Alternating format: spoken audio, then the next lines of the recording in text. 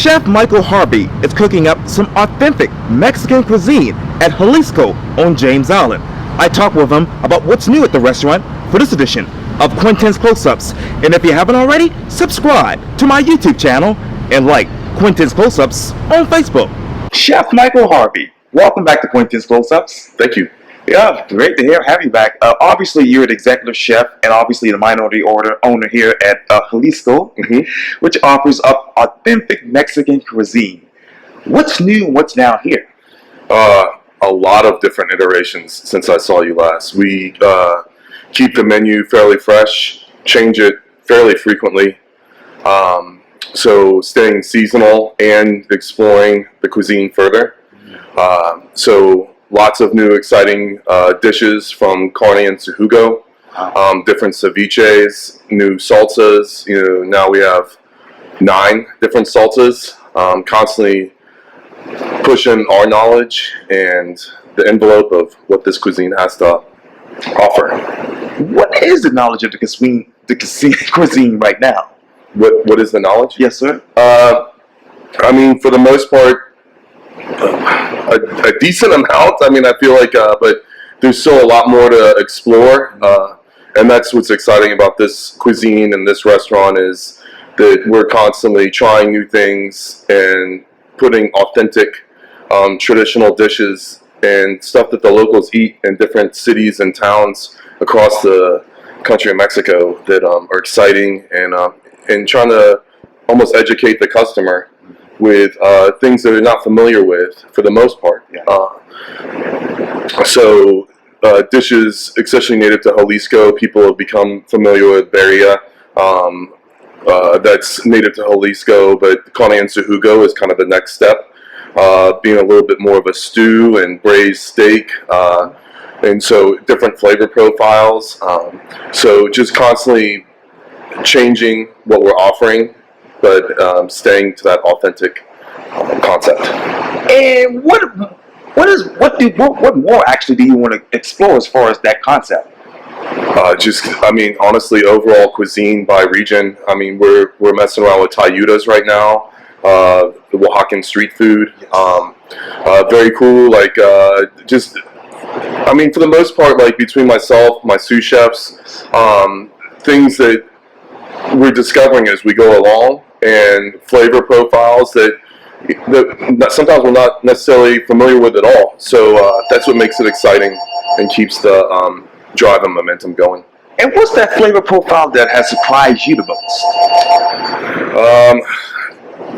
That's a tough one. Probably some of the different chiles, especially cascabels, red hatch chiles, mulattos, moritas. We were familiar with guajillos and anchos, what have you. But these particular chiles, from a little spicy to the sweet and kind of raisiny, fruity characteristics that we knew could be there, but didn't necessarily know were there. Wow, amazing. And on the website you said this: we at Jalisco honor the traditions of Jalisco, Mexico, using fresh local ingredients to make traditional dishes that are affordable for you. What fresh local ingredients describes Jalisco today? At the current moment, we're using, for example, local heirloom tomatoes to make a tomato nopalito salad. So, obviously the cactus isn't local, but a fresh salad that's appropriate for this time of year, using local cucumber, local heirloom tomatoes, even to local onions, what have you. These are the things that we use. To local fish in the ceviche, we've changed it up. Now we're using snapper. So yeah, that's pretty much where we're at. Man, that's amazing. What are those fresh local ingredients that are affordable for the restaurant's budget? Honestly, things that are just in season. The price point goes down as things have more supply, and so staying local and staying in season is beneficial on several accounts. One, we're getting hopefully unadulterated produce, for instance, non-GMO produce that represents where we're at, and and what's in season right now. And because of that, the supply is greater, so it helps not only keep everything fresh and appropriate for the season, but also the price point is generally pretty good because it's right here and we have a lot of it. So Absolutely, that's just amazing. And let me ask you this: what was the price point before the COVID versus now?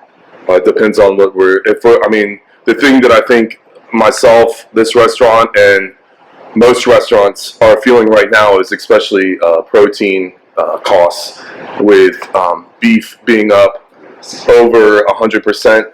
Pork for us is up over 100%. Chicken's up about 60%.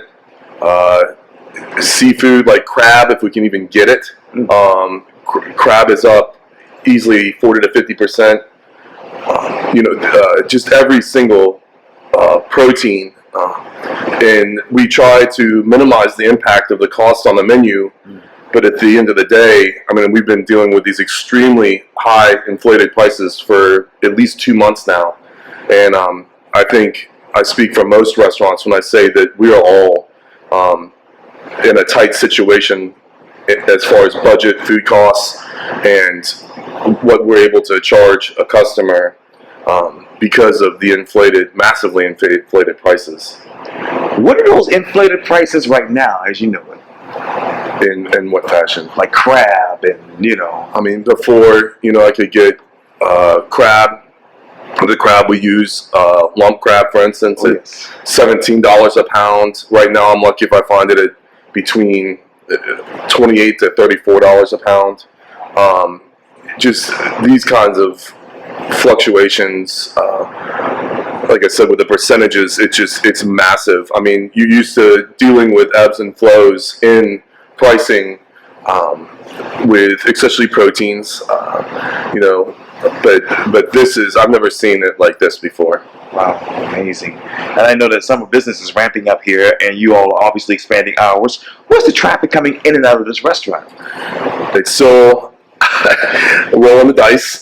We think we figure it out one week, and then it changes the next. 1 week we'll have real solid Monday nights, and slower Tuesday nights, and then like last night was the best Tuesday I've seen in quite some time.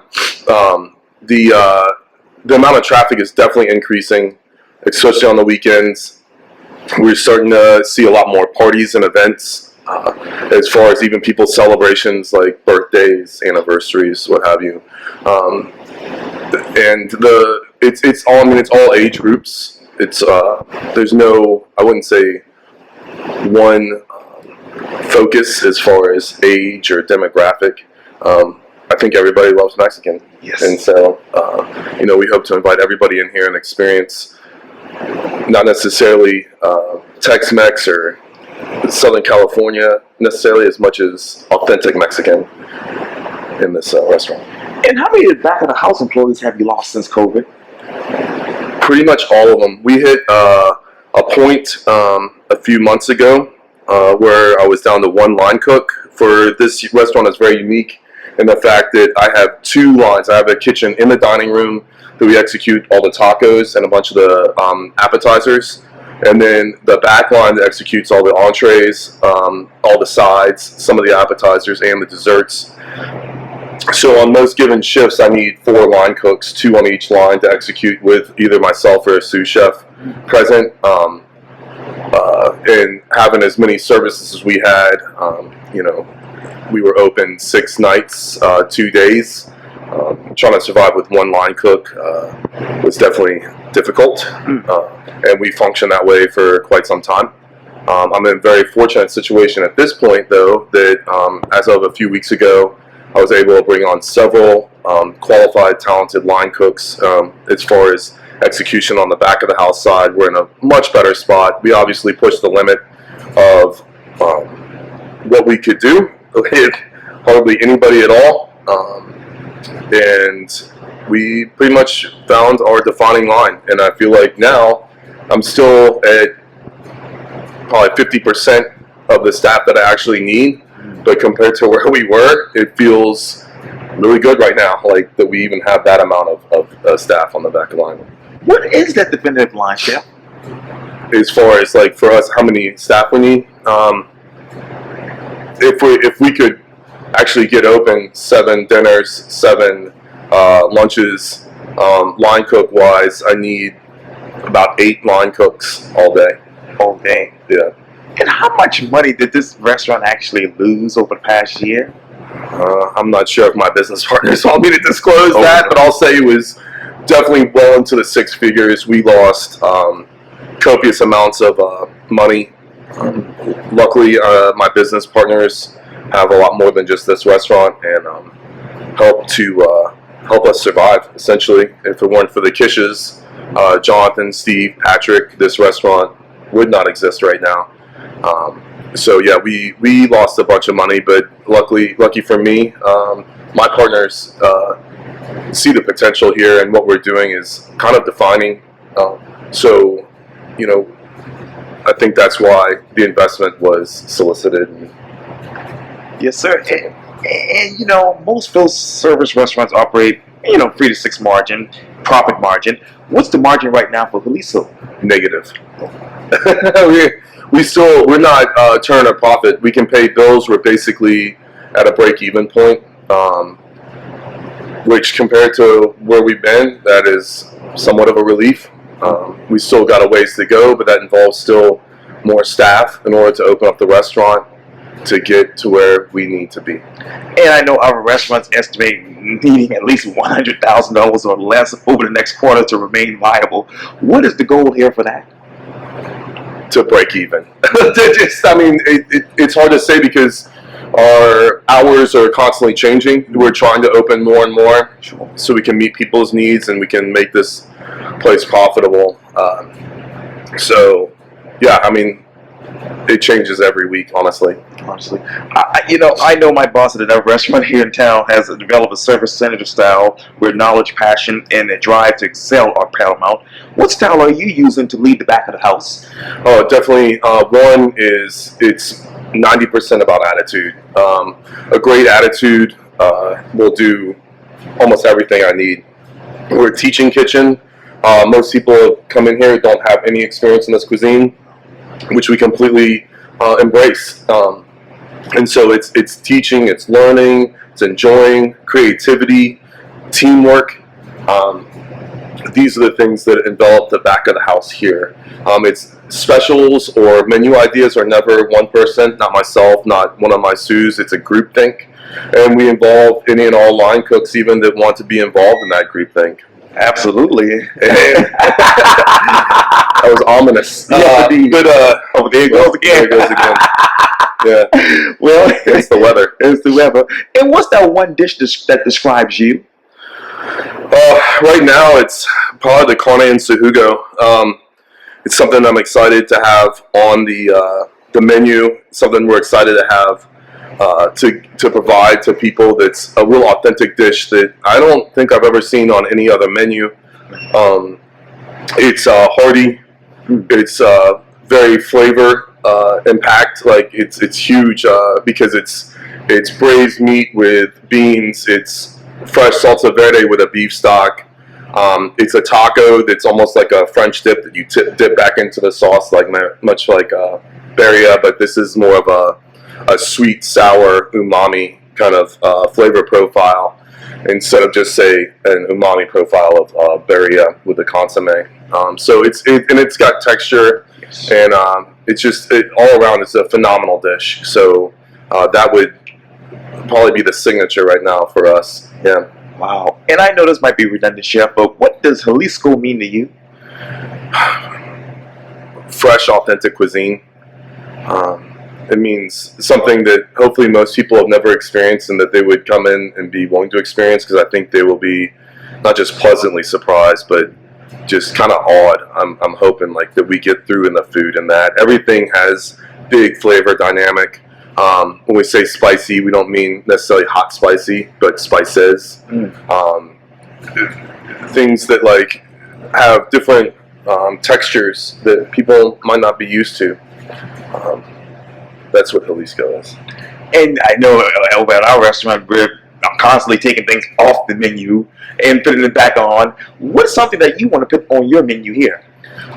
I mean, there's plenty of things right now. As I said earlier, we're working on tayudas. That's something I really, if it doesn't go on the menu, maybe we have a night where we do tayuda. There's still other things that, I mean, honestly, some things I'm just being held back from because of pricing and supply. Scallops, for instance, are through the roof, and it would be almost unrealistic to put it on the menu because of what we'd have to charge. But there's several, well, there's a lot of dishes we want to put on. There's tons of salsas, and that we would love to have on the menu, but there's only so much menu space too. Yeah, you're exactly right. Yeah. Well, Chef Michael Harvey, thank you for your time, and again, welcome back to Quintin's Close-Ups. Thank you. Yes, sir.